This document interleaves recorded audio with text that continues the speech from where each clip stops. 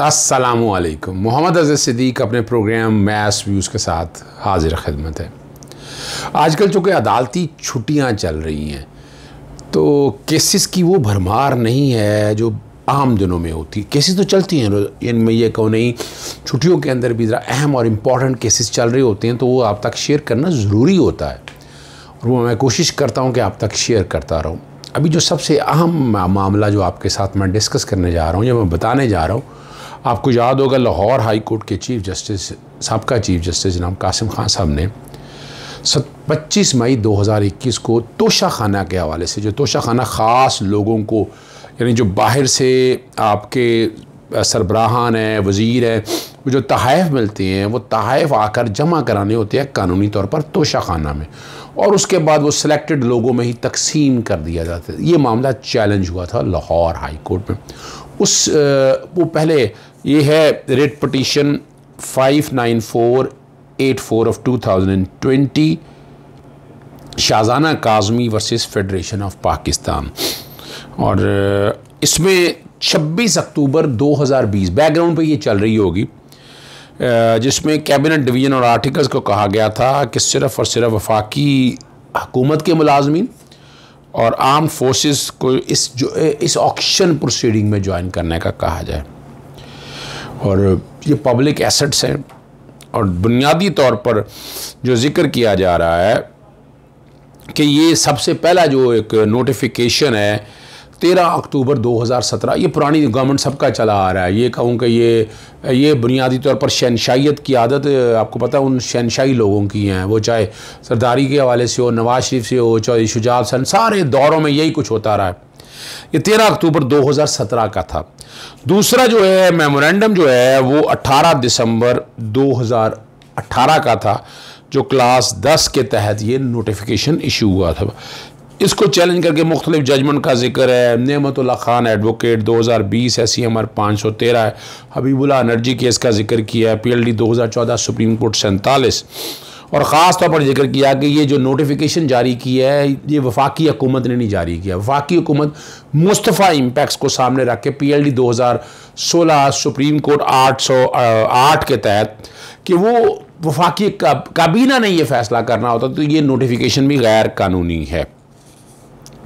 और इसमें अदालत ने अटॉर्नी जनरल को नोटिस जारी किया था 27A सिविल ज़ाब्ता दीवानी के तहत कि वो भी आकर असिस्टेंस करें। अब इसमें जिक्र किया ये तरीक़ा कार क्या है, यहाँ और कोई नज़र नहीं आता। शेड्यूल 2 है जो रूल्स ऑफ बिजनेस 1973 के आइटम 21 है, जिसमें ये बताया गया है कि तोशा खाना का जो सब्जेक्ट है वो कैबिनेट डिवीज़न के पास जाएगा। ठीक है जी।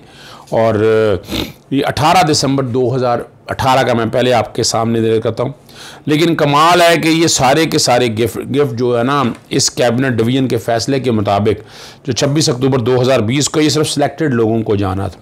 फिर अदालत ने ऑक्शन बताया, ऑक्शन से मीन अदालत ने बताया कि पब्लिक ऑक्शन है, पब्लिक सेल करनी है आपने, और ये इनको कहा कि आइन के आर्टिकल जो ये प्रोसेस है ना, ये आइन के आर्टिकल 4 ये बुनियादी तौर पर in accordance with law, article dignity of man article 14, freedom of business article 18, right to information article 19 है, और डिस्क्रिमिनेशन आर्टिकल 25 के तहत वाज़े तौर पर कहा। जिक्र किया कि साथ ये अगर सरकारी गवर्नमेंट सर्वेंट कंडक्ट रूल्स 1964 के हैं कि जो आप काम कर रहे हो जब आप आएँ तो रूल 5 के तहत का जो गिफ्ट आती होंगे आपको तोशा खाना में जमा कराने, तो 3 कंडीशनें दी हुई थी। 1000 रुपये से जो कम है वो उसको वो ले लेगा, जो 1000 से 5000 होगा तो 25% उसका देना पड़ेगा, और जो 5000 से ज़ायद होगा और 25% के बाद उसके अलावा उसको 15% देने पड़ेंगे। यही पंजाब गवर्नमेंट के सर्वेंट कंडक्ट रूल्स 1966 के अंदर दी गई है। और यहाँ जो अपना अदालत ने जिक्र किया है कि इस तरह के पूरी दुनिया के अंदर भी, ख़ास तौर पर बांग्लादेश का जिक्र किया, तोशा खाना maintenance and administration rules 1974 Bangladesh का, उसमें पब्लिक ऑक्शन का जिक्र है। इसी तरह इंडिया के हवाले से भी जिक्र किया गया कि वहाँ भी पब्लिक ऑप्शन का है। ये कहने का कि ये जो तरीकाकार अपनाया गया ये बायस है, और PPRA rules, public procurement regulatory authority, PPRA के रूल के तहत आप और ये सील्ड बिड्स के ज़रिए आना जो समझते हैं ये बिल्कुल कानून के ख़िलाफ़ है। अदालत ने ये सारी चीज़ों को जिक्र करने का कहा कि तमाम पब्लिक फंक्शंस को कानून और आइन की पासदारी करनी है, ट्रांसपेरेंसी सामने रखनी है। अदालत ने 18 दिसंबर 2018 का जो नोटिफिकेशन है वो भी, और जो पॉलिसी बनाई काबीना डिवीज़न ने 26 अक्टूबर 2020 की, वो सारी सेट असाइड कर दी और कहा कि जो गवर्नमेंट ऑफ पाकिस्तान है वो नई पॉलिसी बनाए और इसको अपना पब्लिक ऑक्शन के ज़रिए नीलामी करे। अब आपके सामने बैकग्राउंड पे मैं वो सारे चला रहा हूँ। जो वज़ीर आज़म को तोहफे मिले हैं, वज़ीर आज़म वो बेचने का फ़ैसला कर लिया गया। मिसाल के तौर पर ये कोई गन का जिक्र है, गोल्ड प्लेटेड है, शायद ये 6 लाख का जिक्र है। फिर मैं ये कोई जेवरात का हीरों का सेट है, ये कोई 51,76,000 की वैल्यू लगाई गई है। इसी तरह कुछ और चीज़ों का सामने रखते, एक घड़ी है वो 48,50,000 उसकी, और उसको TSR नंबर वगैरह बाकायदा दिए हुए हैं। उन चीज़ों को सामने रखते हुए कारपेट वगैरह जो बाकी चीज़ें सारी वो बैकग्राउंड पे, एक और घड़ी है जिसका उन्होंने को 10 लाख के करीब लगाया है, ये रिज़र्व वैल्यू रखी है। एक और घड़ी है 35 लाख के करीब प्राइस उसकी लगाई गई है। ये चीज़ें सारी जो है ना, और एक घड़ी में जो देख रहा हूँ मेरा हाल पर शायद सही हो, वो TS 2593 वो 1,75,00,000 रुपए की है। इतनी महंगी चीज़ें वज़ीर आज़म को मिली हैं, तो वो गालबन एक और घड़ी है वो 10 लाख के करीब है। मैं बैकग्राउंड पे सारी चल दी, पर लग ये रहा है कि इस फैसले को, जो ये 25 मई का फ़ैसला है, इसको शायद आगे चैलेंज करने का इरादा नहीं बनाया। ये सबूत दे रहा है, पता नहीं आप आगे चैलेंज करते हैं या नहीं चैलेंज करते। ये मैंने आपके सामने पोजीशन रख दी है। ट्रांसपेरेंसी रहनी चाहिए, ये मुल्क तभी आगे जा सकेगा, इस तरह नहीं हो सकता। लेकिन यहाँ पर बादशाहत की सियासत रहेगी जब तक ये हमारे यहाँ लैंड लॉर्ड, फ्यूडल लॉर्ड, ये सारी हुकूमत करते रहेंगे। वो चाहे ज़रदारी ख़ानदान की शक्ल में हो, शरीफों ख़ानदान, इनको कोई कंसर्न नहीं है इन चीज़ों से।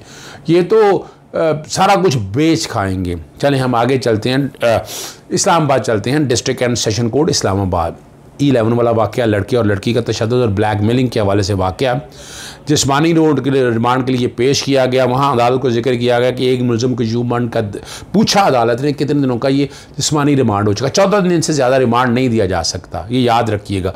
नैब में 90 दिन है, अगर एंटी टेररिस्ट एक्ट लगा हुआ है तो फिर भी 90 दिन है। असूली तौर पर इसमें लगाने चाहिए थी वो प्रोविजन, पता नहीं वो पूछा होगा उन्होंने एंटी टेररिज्म एक्ट लगाना है या नहीं लगाना, लेकिन अभी तक जितनी दफ़ात लगाई गई हैं वो 14 दिन से ज़्यादा रिमांड नहीं लिया जा सकता। क्यूम बर्ड का 10 दिन का रिमांड बताया, बाकी 3 मुलज़मान का 9 रोज़ का जिस्मानी रिमांड हुआ। और जो रकम वाक़े के वक्त छीनी थी वो घर से मिले हैं, वो पैसे जो है ना जी वो सारे घर से मिले हैं। मुलज़िम मुतासिरीन से ले गए थे, 11,25,000 वापस देने को तैयार हैं। जो पैसा लेके गए थे वो वापस देने को तैयार है। पैसे कौन लेता? अदालत का इस्तिफ़सार। यहाँ तफ्तीशी अफसर ने अदालत को बताया कि उस्मान मिर्ज़ा लेता था ये रकम सारी और बाकियों में तकसीम करता था। आपने पैसे मंगवाए थे अदालत का मुलज़िम से इस्तिफ़सार, मैंने 1 रुपया भी नहीं लिया। ये मुलज़िम उस्मान मिर्ज़ा कहता है, मैं साहिब हैसियत हूँ, लाखों की प्रॉपर्टी है और कारोबार है, मुझे नहीं ज़रूरत के पैसे लूँ, ये उस्मान मिर्ज़ा कहता है। वीडियो कौन बना रहा था? तफ्तीशी अफसर से पूछा गया, उन्होंने बताया रेहान मुलज़िम जो वीडियो बना रहा था वो गिरफ़्तार हो चुका है। ये उस्मान मिर्ज़ा जो मुलज़िम कह रहा है, मुलज़िमों की शनाख्त परेड हो चुकी है और मुलज़िमों ने शनाख्त कर ली है।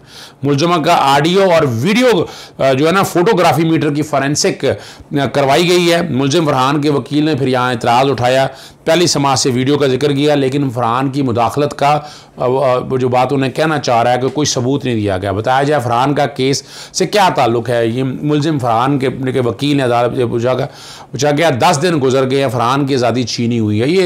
ये टैक्टिक्स हैं सारे मुलज़िमों को बचाने के लिए, नॉर्मल चलती है। मुलज़िमों के साथ ज़्यादती की जा रही है, ये उनका फैमिली से मिला नहीं दिया जा रहा। 10 दिन हो गए हैं, कपड़े भेजे हैं वो तब्दील नहीं करवाए गए और ये कह रहे हैं हमारी इस्तदा है कि घर वालों को मिलने दिया जाए ईद पे, मुलज़िमों का मेडिकल भी कराया जाए। ये मुलज़मान के वकील ने करा। साथ साथ ही जो है ना डिस्ट्रिक्ट सेशन जज और जो है ना E11 में शनाख्त परेड के लिए भिजवाए गए 2 मुलज़िमों को मुतासरा फरीक ने पहचान लिया। बिलाल मुरव्वत और मुहिब बंगिश को अदालत ने शनाख्त परेड के लिए जेल भेजा था। शनाख्त परेड का मरहला गुज़श्ता रोज़ अडियाला जेल में मुकम्मल हुआ है। केस में मौजूदा तौर पर 6 मुलज़िम गिरफ्तार हैं और 4 को अदालत में पेश किया गया। हम चलते हैं आगे नैब कराची की तरफ।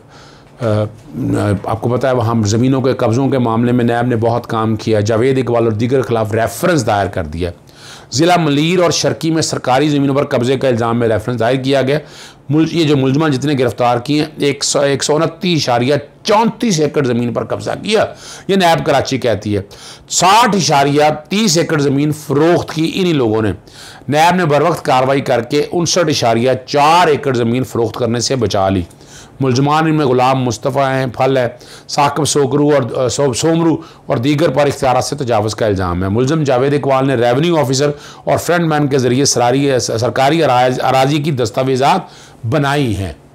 हम चलते हैं अब आखिरी खबर ये इस कॉन्टेक्स्ट में ये बतानी है, हमारे यहाँ 1112 काम कुछ बेहतर कर रही है, लेकिन ज़रा चीज़ें बतानी है। इस तरह का ये सारा कंप्यूटराइज देखा पूरी पाकिस्तान में दस्तयाब होना चाहिए।